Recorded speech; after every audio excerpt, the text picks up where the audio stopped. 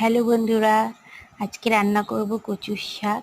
আর এই দেখো কচুর শাকগুলো কত সুন্দর লাল লাল কচুর শাক। ইলিশ মাছের মাথা দিয়ে বা মাছের মাথা দিয়ে কচুর শাক তো সবাই খেয়েছো, কিন্তু কাঁচা ছোলা দিয়ে যে কচুর শাক খেতে এত ভালো লাগে জানি অনেকেই খেয়েছো। আর যারা খাওনি তাদের জন্য এই রেসিপিটা। আর রেসিপিটা খুব সহজ আর খেতে কিন্তু খুবই সুন্দর হয়।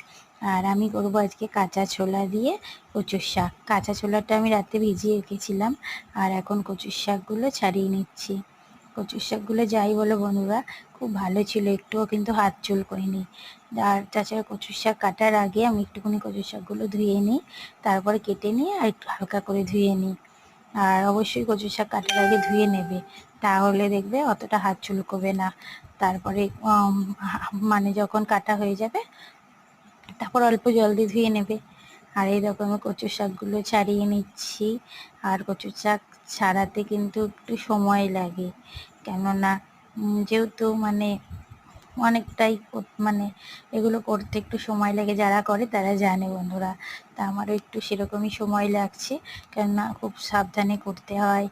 আর এইগুলো এই যে গায়ে যে ছালগুলো থাকে এগুলো কিন্তু পরিষ্কার করে ফেলে দিতে হয়, না হলে কিন্তু গলা কুটকুট করবে। সেই জন্য একটু কচু শাক ছাড়াতে সময় লাগছে বন্ধুরা। তা তোমরা কে কে আমার মতন এরকম করো জানিও। আর এই দেখো আমি কচু শাক, কাঁচা ছোলা, লবণ সব কিছু একসঙ্গে কুকারের মধ্যে দিয়ে সিটি দিয়ে নিচ্ছি। আর আজকে যা যা রান্না করেছি সেটা তোমাদেরকে একবার দেখিয়ে নিলাম। আমি আসলে কুকারের মধ্যেই করে নিলাম সেদ্ধটা, তাহলে গ্যাস কম পড়বে। তারপর দেখো কড়াইতে জিরে ফোড়ন, তেজপাতা, শুকনো লঙ্কা ফোড়ন দিয়ে দিয়েছি। আর এবার ফোড়নটা একটু হবে, তারপর দিয়ে দেবো দেখো সেদ্ধ করা কচুর শাক আর ছোলাটা। একেবারে আমি জল ঝরিয়ে রেখেছি চেপে চেপে, দেখো কতটা জল বেরিয়েছে।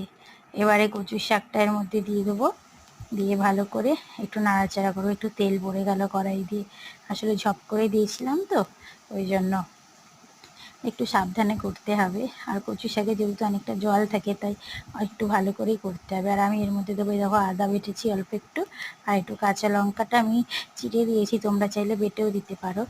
আর একটুখানি নাড়িয়ে নিয়ে তার মধ্যে দিয়ে দেবো লবণ, হলুদ, আর দিয়ে দিয়েছি একটু চিনি আর একটু জিরে গুঁড়ো। এবার ভালো করে এই কচুর শাকটা নাড়াতে হবে বন্ধুরা, অনেকক্ষণ নাড়াতে হবে যতক্ষণ না জলটা টেনে যায়।